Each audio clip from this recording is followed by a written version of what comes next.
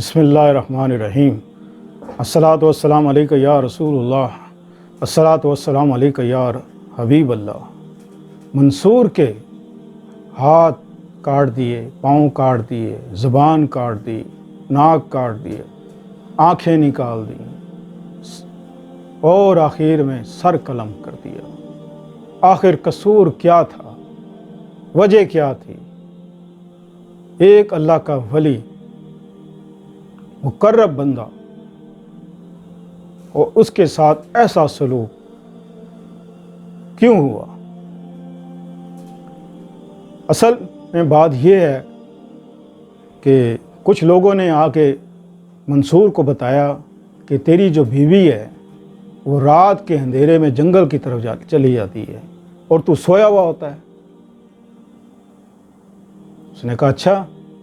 زیادہ بحث نہیں کی اس نے لوگوں سے، اور نہ منہ ماری کی، نہ غصہ ہوا، کچھ بھی نہیں کہا کہ تم میری بیوی پہ بہتان لگا رہے ہو، الزام لگا رہے ہو، میری بیوی تو بہت شریف ہے، کچھ بھی نہیں کہا۔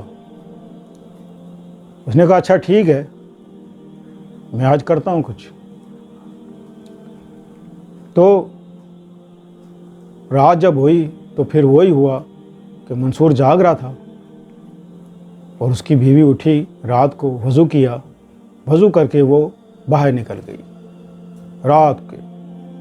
منصور اٹھا اور اس کے پیچھے پیچھے چل دیا دبے پاؤں کہ اس کو خبر نہ ہو جائے کہ میں پیچھے آ رہا ہوں۔ دونوں اب جنگل میں جا رہے ہیں۔ اچانک کیا دیکھتا ہے کہ اس کی بیوی غائب ہو گئی، اس کی نظروں سے اوجھل ہو گئی۔ یہ بات قابل غور ہے جو سننے والی ہے، جو میں آپ کو بتانا چاہ رہا ہوں کہ اتنی عبرت ناک سزا کیوں دی گئی۔ تو جب نظروں سے غائب ہو گئی تو منصور جو ہے وہ ایک اونچے درخت پہ چڑھ گیا۔ جب اونچے درخت پہ چڑھا تو اس نے کیا دیکھا کہ اس کی بیوی کے پاس نورانی چہرے والے لوگ بیٹھے ہوئے ہیں، جیسے فرشتے بیٹھے ہوئے ہیں، اور ہر قسم کا پھل اس کے پاس پڑا ہوا ہے، اور ذکر کی محفل ہو رہی ہے، اللہ کا ذکر ہو رہا ہے۔ اب اس کی بیوی کا جو نام تھا وہ تھا انل۔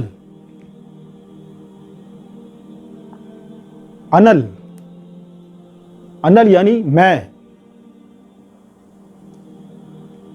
تو جب یہ منظر اس نے اپنی آنکھوں سے دیکھا تو اس نے کہا انل حق، انل حق، یعنی کہ میری جو بیوی ہے وہ حق پر ہے۔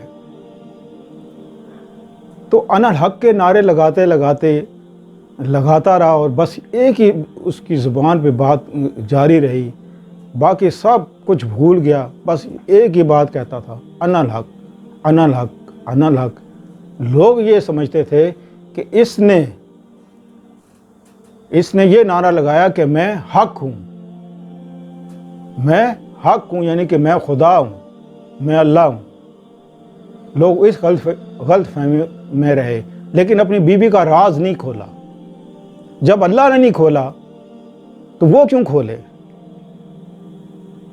جب وہ راز اللہ نے چھپا کے رکھا ہوا تھا اس کی بیوی کا، تو منصور کیوں کھولے؟ وہ بتا سکتا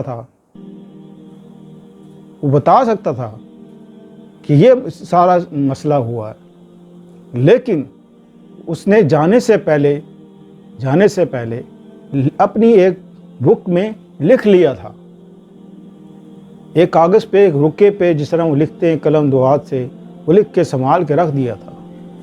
اس طرح وہ جب کسی کے ہاتھ لگا، کسی بڑے آدمی کے ہاتھ لگا، بعد میں کسی کے ہاتھ لگا، وہ ایک کتاب میں چھپا، پھر آہستہ آہستہ یہ مختلف کتابوں میں چھپتا چلا گیا، پھر مٹتا چلا گیا لوگ۔ پھر یہ منافق لوگ جو کہتے ہیں کہ نہیں جی یہ بزرگ تو کچھ نہیں ہوتے، یہ بزرگ تو ایسے ہی بس ایک ڈرامہ ہے، کوئی ایسی بات ہی نہیں ہے، بھلا یہ صحابی کوئی ایسا کرتے تھے؟ کوئی صحابیوں نے ایسے کیا ہے؟ ہیں بعض صحابیوں پہ لے آتے ہیں۔ صحابیوں کا مشن کچھ اور تھا، صحابیوں کی ڈیوٹی کچھ اور تھی، صحابیوں کا سبق کچھ اور تھا۔ اولیاء کرام کی جو تربیت کرتے تھے وہ کسی اور طریقے سے کرتے تھے، کیونکہ معاشرہ اتنا بگڑ گیا تھا کہ اگر وہ شریعت کے طور پہ اس تقاضے سے لوگوں کو دین پہ لاتے تو شاید دین پہ کوئی آتا ہی نہ۔ لہٰذا آپ نے ایک تھوڑی سی آپ نے ترتیب بدلی ان بزرگوں نے، جس حوالے سے لوگوں کو کچھ دکھایا، کوئی کرشمہ دکھایا، کوئی کرامت دکھائی، اس طرح کرتے لوگوں کو اپنے قریب کرا کے دین کی دعوت دے دی۔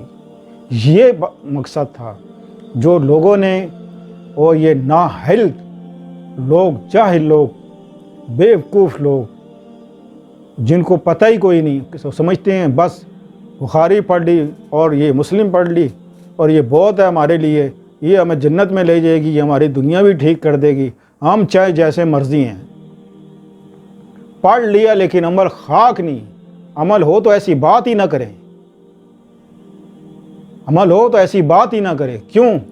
اس کی وجہ کیا ہے؟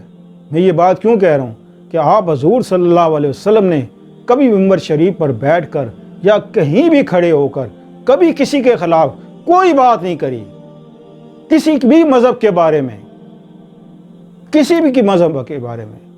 یہاں تو مولوی مسلمانوں کے پیچھے پڑا ہوا ہے، سیاست اپنی جگہ پہ لڑ رہے ہیں، وہاں اپنی بربادی ہو رہی ہے، مولوی اپنی بربادی کر رہے ہیں، اور اس میں جو نقصان ہو رہا ہے وہ نوجوانوں کا ہو رہا ہے،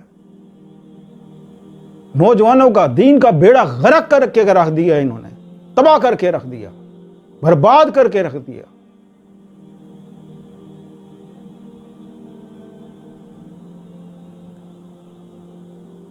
اور پھر ان کو 100 دلیلیں دے دو، 100 دلیلیں، لیکن ان کا قوہ چٹا ہی ہے اور چٹا ہی رہے گا، اس لیے کہ ان کے دل پہ مہر لگ گئی ہے، مہر۔